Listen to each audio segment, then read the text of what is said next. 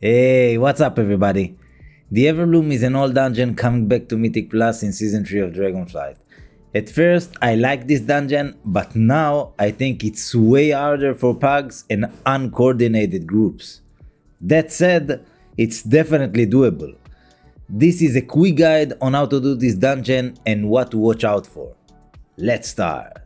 At the start of the dungeon you will face few mobs you should watch out for.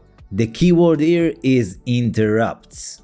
The naturalist choking vine stun and damage random target. You should interrupt it. Enrage growth casted by the cultivator increase damage and attack speed. Interrupt it or enrage dispel if you can.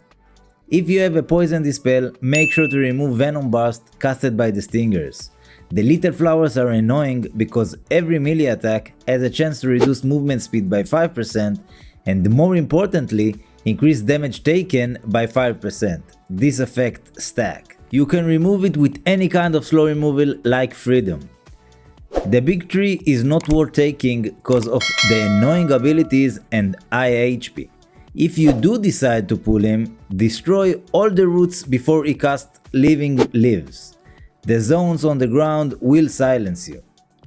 The packs before the first boss is loaded with casters. Interrupt the Mender's healing waters. On top of that, make sure you interrupt and crowd control as much as you can. First boss is pretty easy. The boss has a cone frontal on the tank, unchecked growth fixate on random players and transform into roots. Try to put them around the boss to prevent the water balls from reaching him during his intermission. In the intermission, he casts Brittle Bark and he takes 100% more damage. When the water touches the growth on the ground, you get an ad that the tank should take. The boss going back to phase 1 when the water touches him and he has 100% energy. Finish the big tree and make your way to the second boss. On the way, keep in mind not to take big pulls with the Berserkers and Twisted Abominations. The Berserker leaps on ranged player and do high amount of damage. It recently got nerfed but it's still dangerous. The Abomination Noxious Eruption is high AoE damage on all group, healer beware. Make sure you interrupt the Mender's heal. Second boss is pretty hard. You fight 3 guardians that don't share health pool, you should nuke one fast to make this fight easier. There is 2 casters that only one of them is active at a time and the big melee boss you have to tank. Take the melee boss on top of the active caster and rotate interrupts. The inactive caster pulse AoE damage for 24 seconds that you have to heal through. You must save interrupts for 2 important casts, Earthshaper Telu's Toxic Bloom and Life Warden Gola's Revitalize. Other than that, rotate interrupts on the active caster. The melee boss charges on the tank, leaving poison pool on the ground. When he charges the tank, the other players should not stand on top of the casters, cause they also leave poison pool where they stand after the charge. This fight is pretty healing intensive, so watch out. When you defeat the boss, you reach the third boss zone and to a really dangerous stretch. You cannot CC them, so make sure you have an interrupt for the Pyromancer's Pyroblast, the Arcanomancer's Arcane Blast, and the Ice Caller's Frostbolt. On high keys, it can one-shot you. Other than that, the Pyromancer shoots fire on random players. Make sure you pop a defensive at this point. The Arcanomancer shoots orb on the farthest player. The Ice Caller summons Frostbolt, and if you get hit by one, you get stunned and moderate amount of damage. Archmage's Soul is the third boss.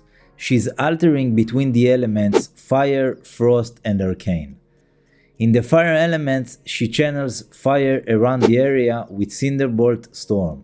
Make sure to use defensive.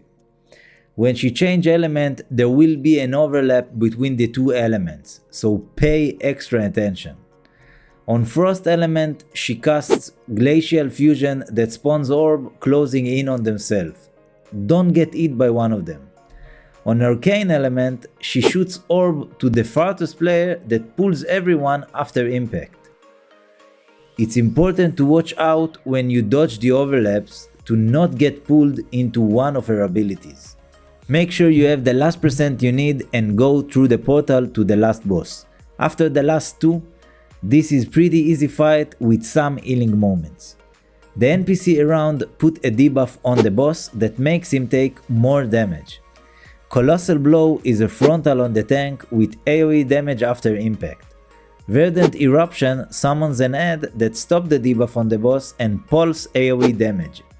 The combination of both frontal and the add AoE is requires some defensive and healing attention. Swap to the head and finish him off as fast as possible, don't be in front of him to avoid lumbering swipe.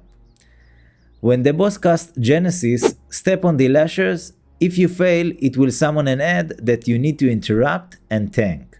When you finally finish him off, you can grab your loot and back to Valdraken. Make sure you check the rest of my guides, there is a lot of helpful tips. Thank you for watching, peace.